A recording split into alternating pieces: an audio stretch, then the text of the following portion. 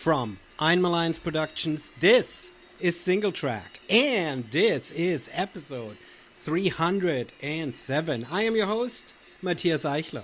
As always, the show's brought to you by Electric Cable Car, publishing daily a global perspective on mountain culture and of the business and the sport that is trail and ultra running. Visit electricablecar.com to stay up to date. The big story we are following over the next few days is the Hard Rock 100. I'm heading to the San Juans above Silverton, Colorado on Monday and will bring you a unique and behind-the-scenes look of this incredible event. Visit electricablecar.com, sign up for the newsletter and receive a summary of all the important news every other week. All right, Rosanna Buchauer is back. The German Dynafit athlete is the new queen of Lavaredo. Just last weekend, she ran an absolute incredible start-to-finish race and won first place at the fabled Lavaredo Ultra Trail 120K in Cortina, the heart of the Dolomites in northern Italy. Rosanna is coming back from a rough winter, battling injury and self-doubt, and raced her heart out and gained back her confidence with this incredible performance. Now, as she's recovering and slowly restarting her next training block, she has her eyes set on CCC late August at the UTMB Finals in Chamonix. But more about all of this directly from her. Rosanna, you are back on Singletrack. Super excited to have you. Welcome back. Hello, nice to be back, yes. And congratulations, you just came back from an absolute incredible race. You won the Lavaredo 120K. Congratulations. We have so much to talk about. Thank you. Yes, I think we do. It was an exciting race. It was a super exciting race. You raced it, you led the race from start to finish. And we probably need to sort of kind of lead into, especially since we last talked, you've had the German word would be durchwachsen. You've had a sort of a challenging last few months leading up to this. There were a couple difficult things. Let's talk a little bit about what brought you to Cortina. Yes, as you said, I had a really, I would say, tough last year.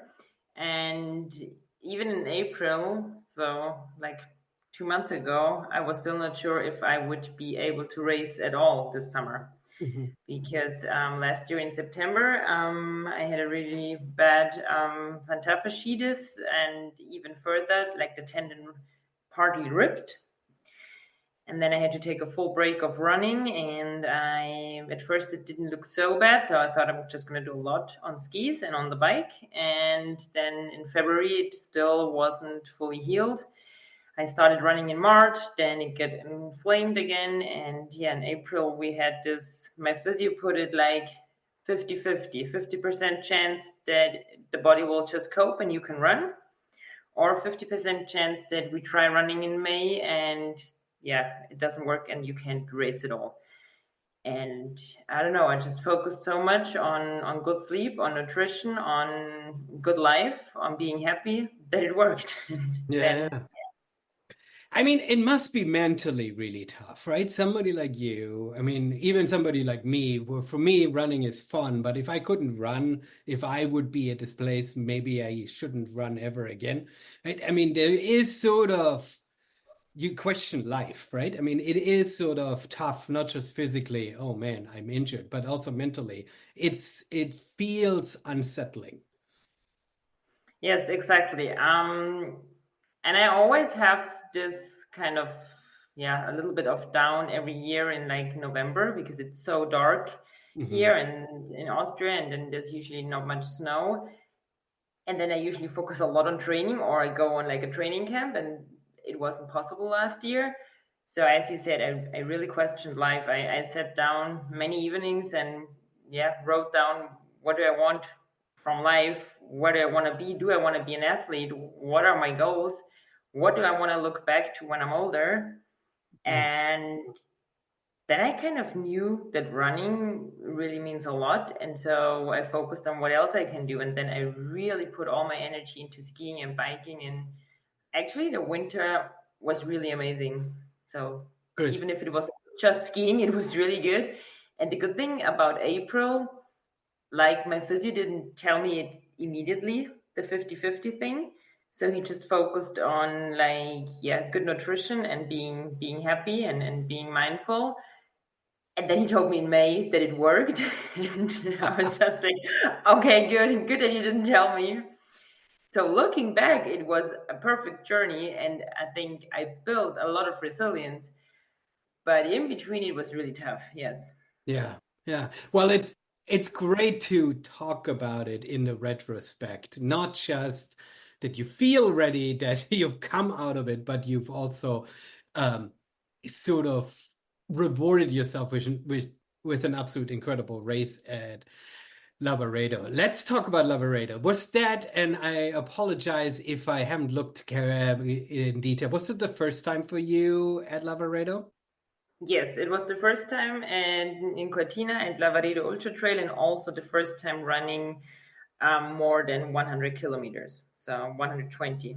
Okay, Hmm. perfect. So you're slowly inching yourself up to the big distance Yes. because this summer in Chamonix you're signed up for the 100 miler, right? Well, I qualified with Lavaredo for the 100 miler, but I am probably going to race the CCC. Oh, okay, Yes. perfect. Hmm. All right. So you're still taking it kind of cautiously into the big distance, into the big Yes, dance. Yeah. exactly. Yeah. Okay, well, let's talk about Lavaredo. And what I want to first talk about it, because you work in tourism, tell me about Cortina, because Cortina is such an incredible place, so much history in outdoor sports, the Olympics, where the Olympics are going to be there next year. How does it feel being in the city as an athlete getting ready for a race? Well, I haven't been much in Cortina before that race, but at the race, it was incredible. And I think it was not just the village, I think it was also or mostly the people. I mean, it's Italy's crazy about trail running, and what I love about Italians that they get so passionate, no matter what, if it's food or if it's coffee or if it's racing, Yeah. and it just infects you. So you also are just more passionate, happier. I don't know. And that's why I was like building up to the race. I was so looking forward to race. I did a training camp in Sardinia in April and May, and I was like, the Italians, the Italian food, it's just perfect. The race is going to be good. So in my mind, it was always like Italy and racing there, and Rosanna is like a super good match. I love it. Well, I love it. Well, I'm glad that that mindset carried itself through to the race. Having an 23 Uhr, an 11 p.m. start is kind of crazy late. How does that feel starting a race so late at night? Yeah, I was so scared about the late start because I just didn't know what to do. Mhm. But then I think it actually helped me a lot because I was really sleeping well the night before because I was like, well, I don't have to be nervous to Mhm. oversleep because I still have till the evening. Yeah. And then we had brunch, and I mean, everyone told me to sleep, but I wasn't able to sleep. But I didn't worry because I was like, my body can cope with like one night without sleep. And actually, I liked 11 p.m. because then I could have normal dinner. I had a coffee around 9, and then it was like, okay, it's race time. Yeah, no, that's fantastic. I mean, it is fairly common for European races to start in the evening, but 11 is extra late. Do you know why that is? Is it really timed so you're going to be at the three towers at sunrise? Is that why you start at 11 p.m. or do you know why else? I think it's because of that you then have most of the race during the day, and also for maybe the people running a little bit slower to go into the second night, but then arrive on Sunday morning. Oh, okay, perfect. That Hmm. makes sense. Hmm. All right, so you're standing at a starting line in Cortina with what, 2,000 runners or something like that, a really big field. Not super uncommon for European races again, so you're familiar with that. How does it feel at the starting line? How do where's your head at? Yeah, it was crazy because we, as like the elite athletes, we were entering quite late at the Mhm. starting line. So you walk there, you kind of test your headlamp like 10 times. Is it working? Yeah, it's working, but turn it off again to save battery. And then you see like all the cell phones and excitement in the faces of the people. But actually, there I was really, really calm because I was like, I did everything I could to come back from injury. I have a great plan for nutrition, and the first 40 kilometers should feel easy. So no need to worry. And that's what I felt. When you go into such a high profile race, do you size up the competition beforehand? Do you look at who else is at the starting line, who you're racing against, or do you just like go in tunnel vision? I'm just gonna run my race and I don't know who else is running with or I run against. No, I usually check the starting list, and I also check a little bit who is there on the men's side to maybe know like what's gonna be like the pace in the beginning. And yeah, I usually check who's gonna be there. Yeah, yeah. Did you feel like, based on your checking, that you would be able to lead such a dominant race and kind of lead from start to finish, or was that surprising to you? That was surprising to me. I'm usually not a fast starter, and I also thought yeah, I didn't expect to lead with such a gap, and I honestly was hoping to be in the top 10 in the beginning, and then maybe in my mind I was like moving up to the podium could be possible if I have a good day. But when they told me, I think at kilometer 28, that I'm the first woman, I was like, oh no, maybe I started too fast. Yeah, yeah. So you start on one side doubting yourself, and on the other side you're like, well, I'm in control of this race now, right? I mean, on the other side, then you approach the race then different, right? Because all of a sudden you're not chasing anybody, you're the one who's being chased, right? Yes. Exactly, because usually that's my go-to. I focus on myself the first kilometers and then I focus on chasing. Hmm. And then it was like, oh no, I'm already in the lead, so now I have to keep up with the man. Oh, there we go. Well, that's sort of the other interesting thing, exactly, right? So if Hannes leads, and he didn't actually lead, but if the men lead, then they're really at the front, right? But you sometimes don't really know where you're at as women because you are not running your own race. You're mixed among the men. So while you are first, you might have like five or six men that you're constantly chasing or being overtaken by, right? Yes. But that was really cool in the beginning because there were always some men around me. What worried me a little bit in the middle of the race that I kept passing men and nobody overtook me. So I was like, what am I doing? Maybe I'm gonna regret this big time. But then I was running alone for a long time, and then I was just really happy to see a man. I was just like, okay, there's someone I can yeah, maybe chase or follow, and I'm not lost. So I was really happy to have like kind of a buddy again. That's kind of funny that that worry. You're doing everything well, and you are in lead, yet you have these worries of like, well, am I doing things right? Should I be really that fast? Should I be really that far ahead?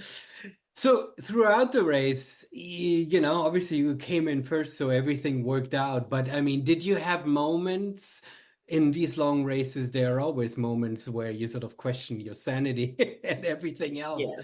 How, what were the low points? Yes, I think as you said, there are always low points in ultras. And that was one of my key aspects beforehand to prepare for those low points and to write them down and to see what might help me.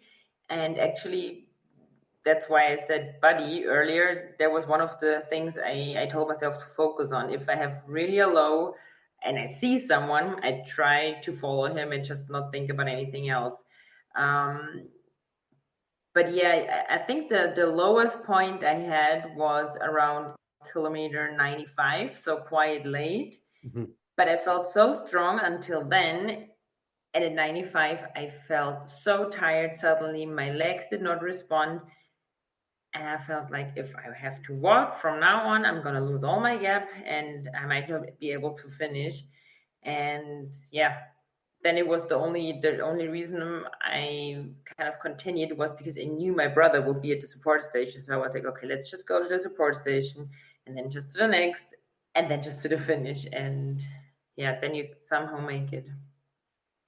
Now, at what point in the race did you know you had it in the bag?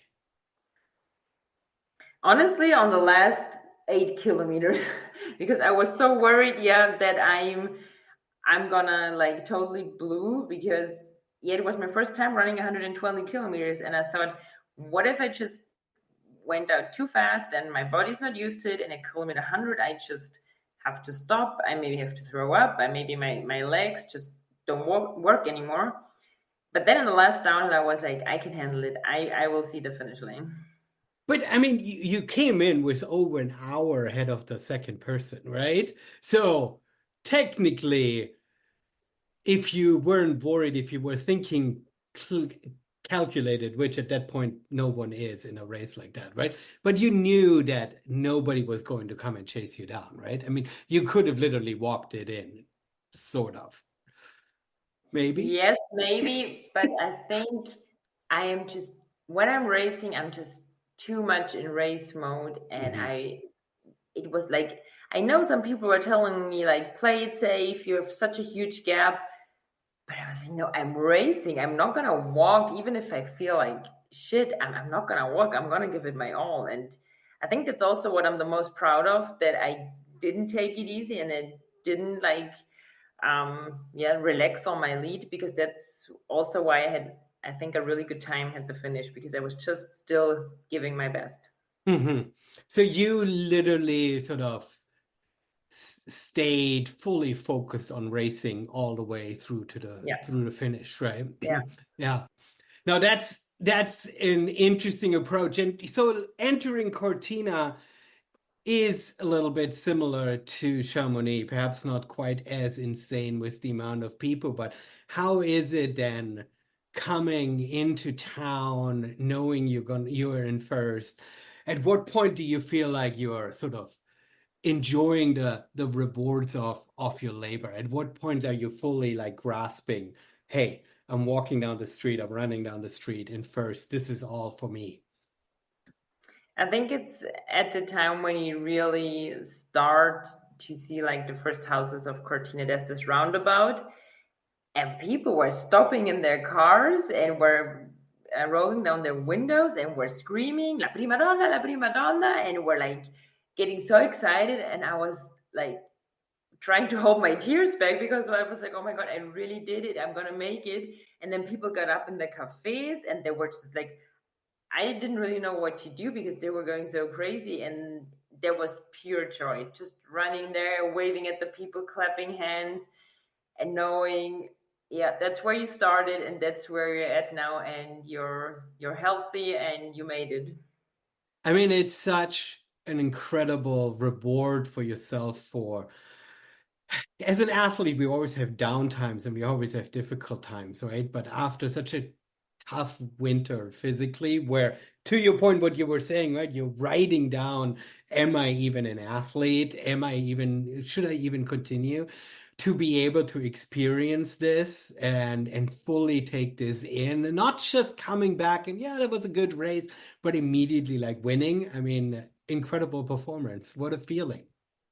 Yes, I think you summed it up quite well. It was like, okay, I'm back. I can still do it. It was the right choice to keep fighting, and yeah, it was quite emotional to yeah that everything paid off. Fantastic, fantastic. Congratulations one more time. I mean, it's such a superb performance, but also such a great story to be able to kind of take yourself through that. So now you have to go back to work. You have already said before we started recording that you are you're sort of kind of dazed as you and slow at work. when you walk in, on one side you're tired, but then when you walk back in the office, do you walk back in a little bit like, excuse me, guys, I just won Lavaredo? Do you expect Oh, people no. at your office to cheer for you too, or is it a complete separation of experiences and people don't even know that you're actually racing? No, people know it, and people were super nice at work, but I still try to kind of separate it. And I don't know, to me it's just really hard to understand, to be honest, that so many people called me or wrote messages or like hugged me at work, and I'm just always amazed how apparently inspiring it is to other people that I run for a long time. Because I mean, we have really cool people at work. They do great things outside work, and then I just decided to run 120 kilometers, which doesn't really help anyone. And still, they were like so happy about it. And then I was like, "It's so nice that you're so happy, but like." There were so many cool things out there, so thanks for like congratulating me. That's like my favorite sentence ever. It doesn't really help anyone. That's amazing. But it doesn't. I mean, it's a full night and full day, and it doesn't help. No, but here it is. It does help people because if there is so much difficult stuff that people do, that people have to endure in life, politics, whatever, right? War, anything, right? And we all love to have dreams. That's what keeps us alive. And when we see people chasing their dreams and truly succeeding with them, um, and not like destroying themselves in the process, but actually being a normal human being and being able to live their dreams, I think that is insanely inspiring for other people. And we love cheering other people on for their dreams, for them achieving their dreams, because it inspires us and it gives us hope that we can Mhm. have these moments too. Not the same moment, right? We don't need to also win Lavaredo. That's not what this is about. But we have our own dreams. And so many times these dreams get shattered, these dreams get delayed. We ourselves are failing because we are, lazy and compromised or whatever. But I do think there's a huge inspirational piece of what you do as athletes, what we all do when we commit ourselves to our dreams and try to actually achieve them.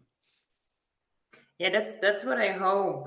That's what I also hope when I share like pictures of me racing or training. Some are really just really cool pictures, but some are like not my best pictures. But I'm like, hey, look, yeah, look at where I came from. Look back 1 year, how tough it was, and now I won. And 3 months ago, I wasn't able to run 10K. Mhm. So yeah, that's what I really hope, and that's then maybe the excitement that's all about. I really do think, I mean, that's what I, as a kid, loved the Olympic Games, right? I mean, as much as I've never played any of these Olympic sports, right? But seeing people sort of live for something and fulfilling themselves this dream, even if they didn't win a medal, right? Even if they just showed up at the games and participated, right? It always felt inspirational. And what is so cool about trail running is that it is not completely separated yet, right? You Mhm. still go back to the office, right? You can be an athlete at the same starting line as everyone else, right? You're not in some stadium separated from Yeah, the normal people, right? And I think that's what connects trail running sort of to average people, right? In some we might not understand that what it means to run 120 kilometers when you go back to the office and like, why would you do that, right? But at the same time, what you're doing is still just a movement that I can process. yeah. I think that maybe the journey, no matter what's the goal, that it's Mhm. worth to keep going. Yeah. Yeah. Well, You're now at this journey where you've come back from injury, you achieved something absolutely incredible, and now you give yourself a few days, but training is going to resume. You're setting your sight on CCC at UTMB. Talk to me a little bit about these next few weeks and how you're sort of preparing yourself for the next step. Yes, I just gave me so much motivation. The race now, I'm still, as you said, like processing, and my mind needs, I think, a lot of sleep, and my legs need some break or like some days on the bike.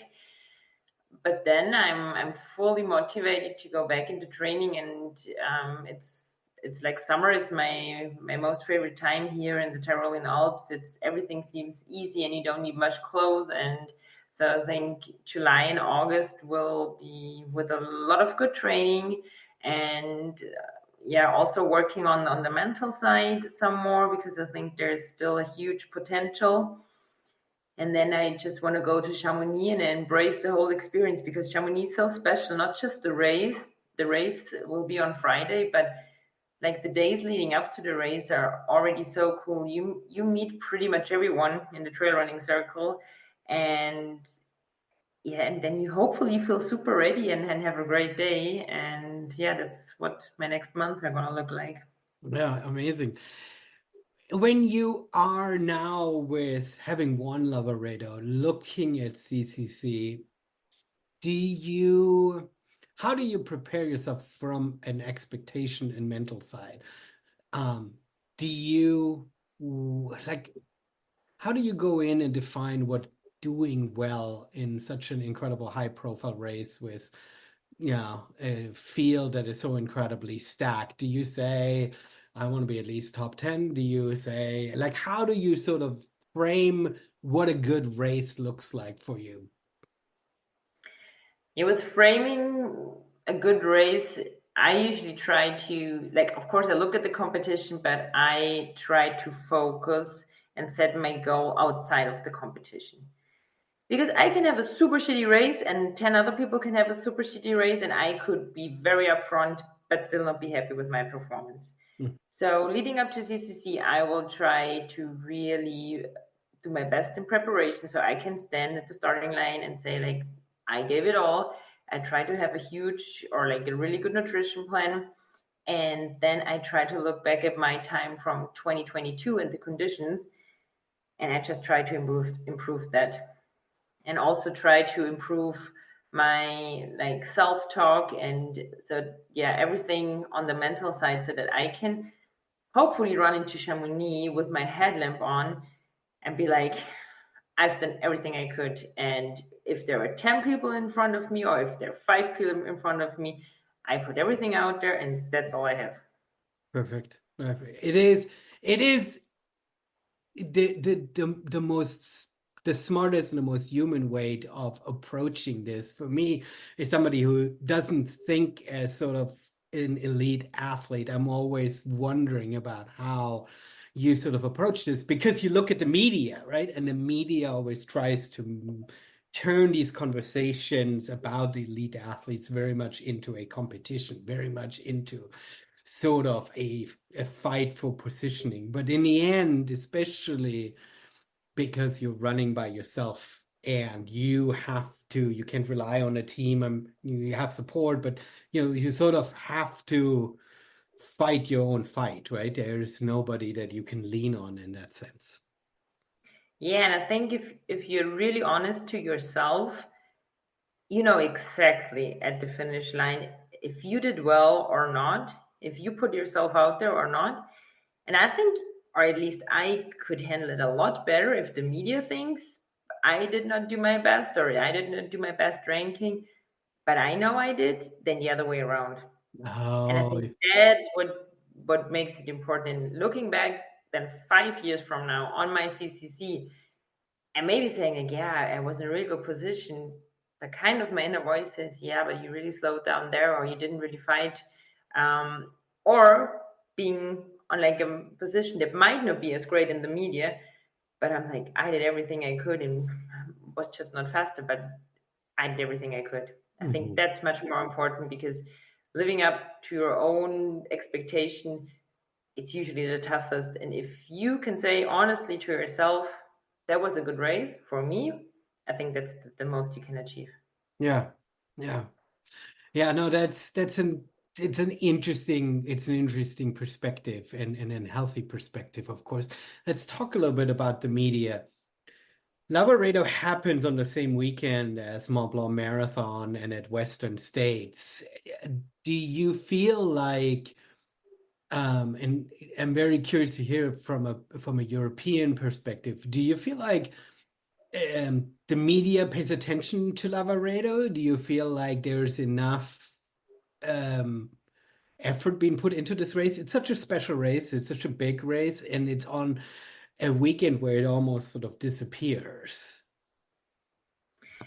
Yeah, I think that's not just a problem with Lavaredo. I think it's in general in our sports of trail running that there are often so many cool races either on the same weekend or 1 week apart that you have incredible runners, but you can't race them because they're on a different race. Hmm. I think the attention for Lavaredo was quite good, and also the feedback the days after. But I wish that in the future, the trail running world would somehow figure out a race schedule or like a World Cup series kind of thing that on that weekend, whoever's ready to race and whoever comes out of tapering week will be on the same starting line. That would be so interesting. Hmm. So that would create even more competition for you as athletes, which is something that you would want, right? You would want other top athletes at the starting line. Um, but that also would mean fewer races in some respects, right? And it's an interesting tactical, strategical thought process because in some respects, you for yourself, you can pick any race as a tune-up race that you like, right? And as long as, and that's one of the beautiful things about trail running, as long as any race director can say, hey, let me run around this mountain, right? Let me put up an event there, right? Then anybody can choose to run anything. But from a World Cup point of view, the way you're describing it, it almost would then create a different sort of elite field, right? So similar to like in skiing or whatever, right? Where you have, every other weekend or so a race. But I mean, you then don't race that often. It would also be tricky, right? To sort of align athletes and kind of fit them all into the same um, schedule. Interesting.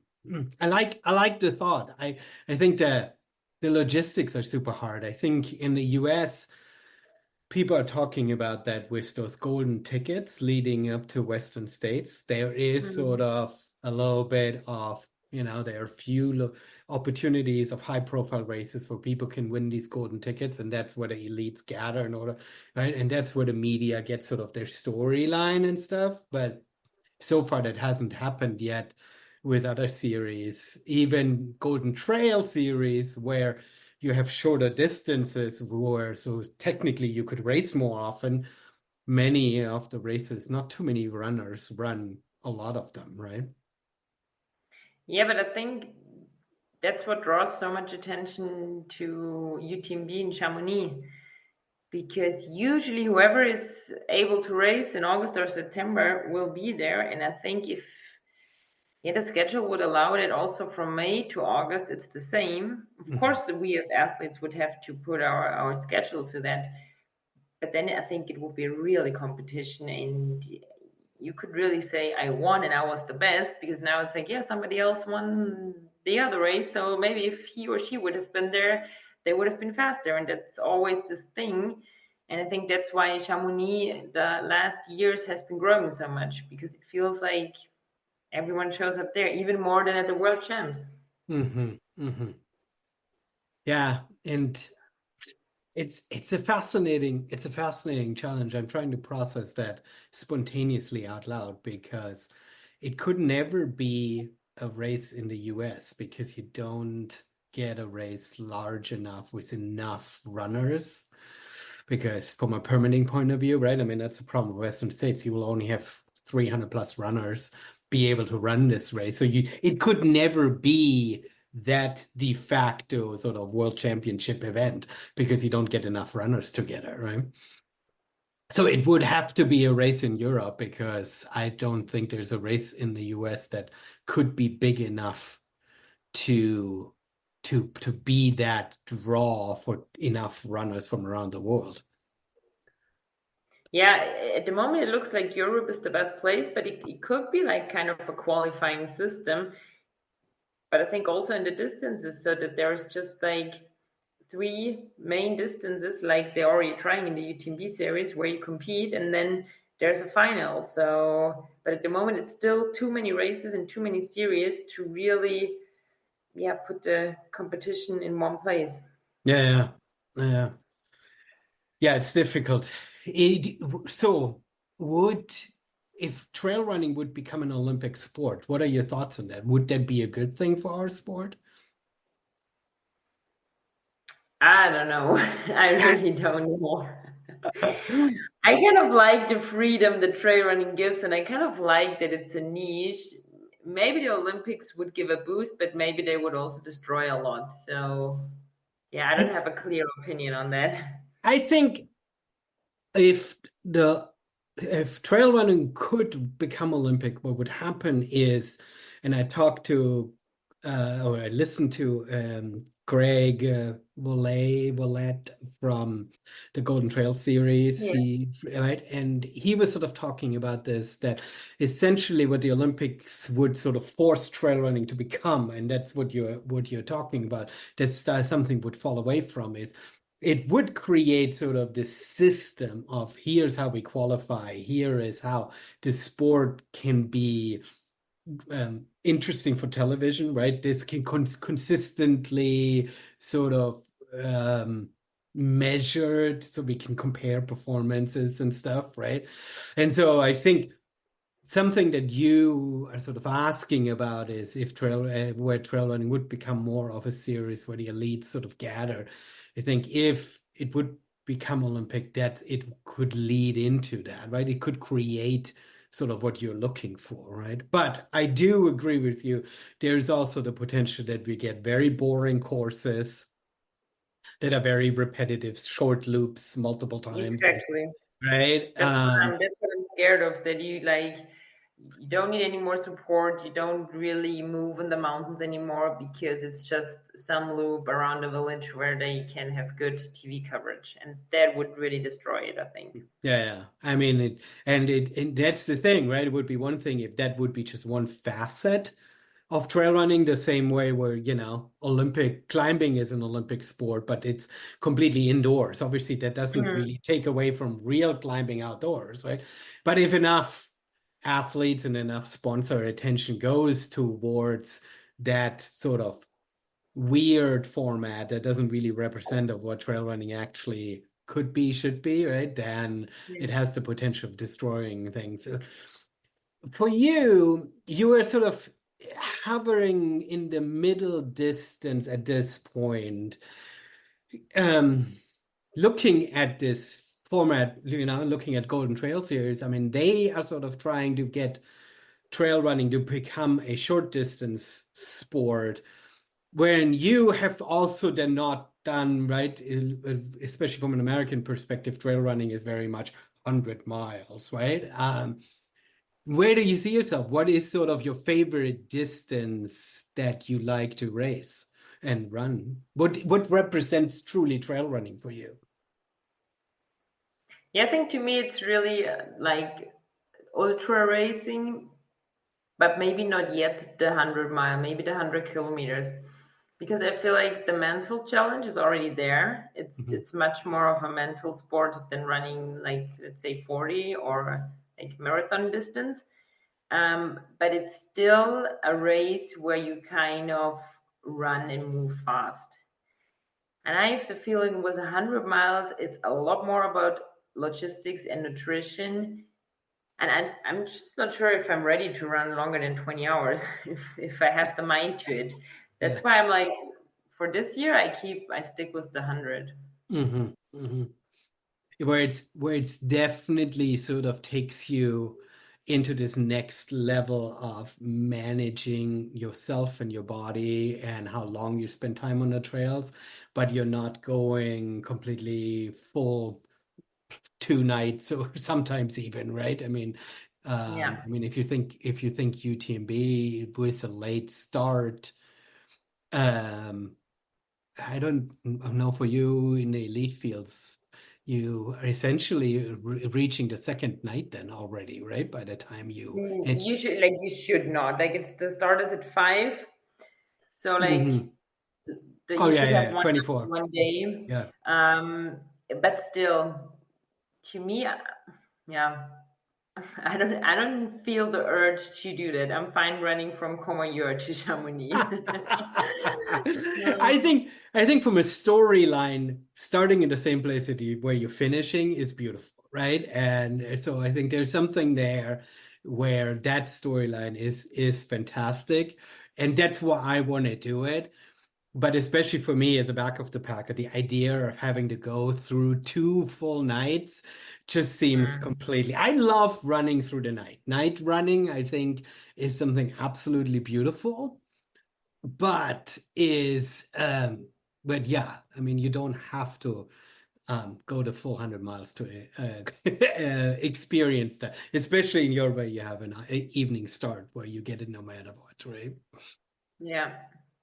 Yeah, and I think that's okay. I think also like um even in trail running it's okay to focus on a distance. Like some people focus on like the marathon or the shorter in our terms distance, and some go for the 100 mile. But I don't think an athlete's journey or ultimate goal always needs to be the 100 mile. Mhm. It's it's the biggest attention in Chamonix, yes, of course, but I think for me it's the perfect combination of training and mental game, and so I think it's okay to stay at the middle distance. It is a very mature and smart way of approaching the way you position yourself and what you want to race.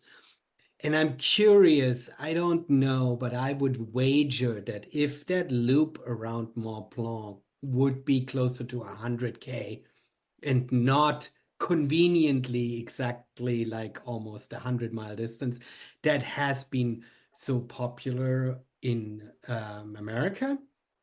I wouldn't be surprised if UTMB as a World Series wouldn't have focused on shorter distances, right? Because if you Yeah, think of most of the big mountain races in the Alps aren't actually 100 miles. They're very few, yeah, right? Eiger isn't, Lavaredo isn't, Zugspitz isn't, right?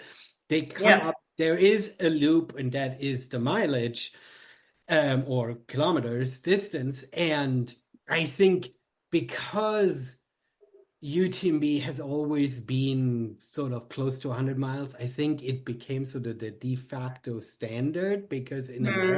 in America it's always been the standard, but it doesn't need to be, right? Yeah, I You agree. are Mm. absolutely right, right? I mean, I do feel like, and I wish some race directors would offer here in the US evening starts for shorter distances because because I love running through the night. I think that Mm.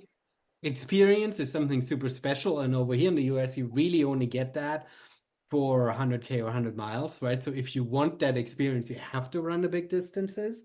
But obviously, obviously, I want to agree with you that these shorter distances are just as rewarding and as special, even though, I mean, man, at some points you feel like you have to do UTMB, the full thing. I don't know. I don't know if I can ever finish it. At this point, I think, but Yeah, a lot of people have that in them that it's like I have to do Chamonix, Chamonix. I don't know, maybe it changes, but at the moment I'm good.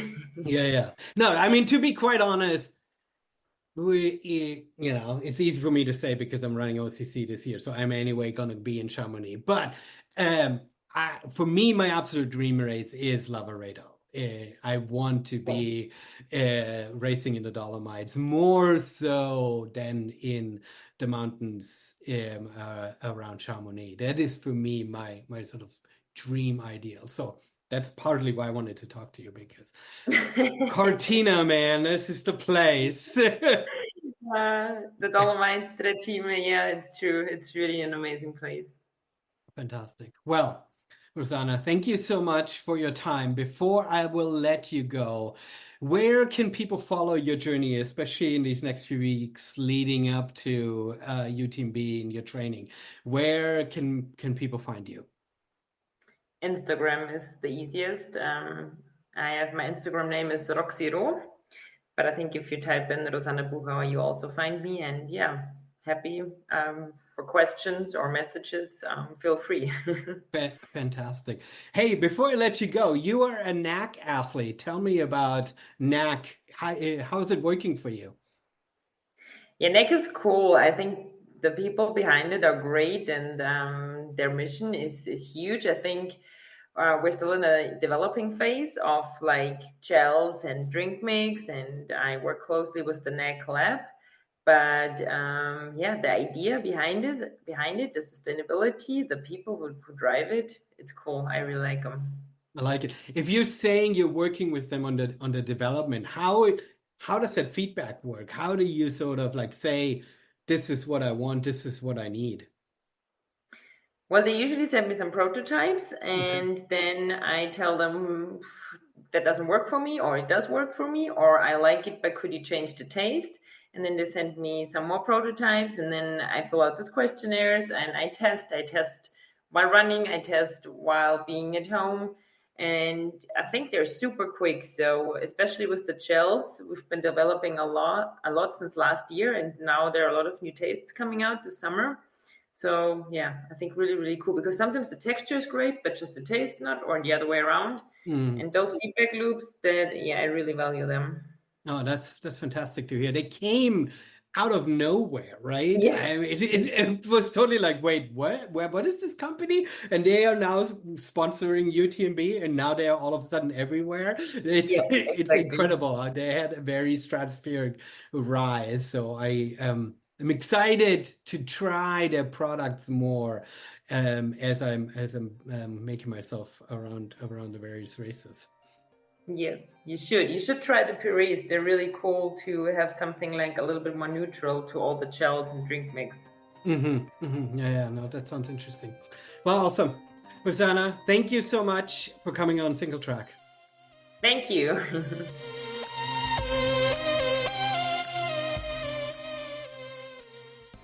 Thank you, Rosanna, for coming back on Singletrack and for sharing your incredible race with me.